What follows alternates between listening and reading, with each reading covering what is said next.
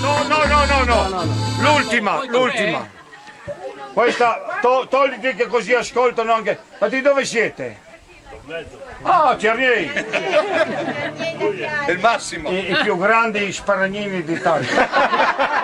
Dopo i piranesi. Bravo. Io non so se un papà, Cerniel, che conosco io, gli ha comprato la chitarra al bambino per Natale senza corde. Vedo, per incominciare basta. Per incominciare a Londra. Fermo! No. Azienda agricola vinicola del Coglio. Ma dove vai in giro? Non dico il nome per la privacy. Zorzetti. Mette l'annuncio sul giornale: cerco enologo esperto.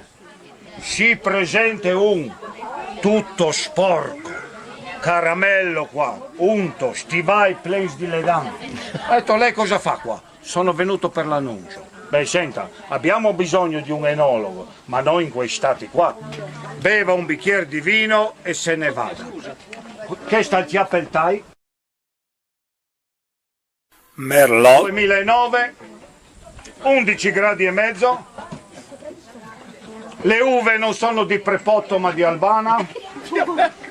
Quelli che hanno pestato l'uva coi piedi avevano i piedi sporchi.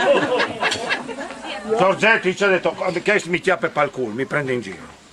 Beve ancora un bianco e se ne vada. Prende il bianco.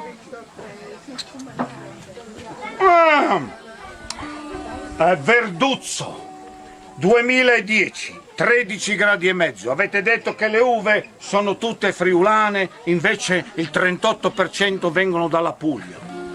Io poi Giorgetti colpito al cuore. Corre di corsa nell'ufficio che ha la segretaria tipo la Belen, no?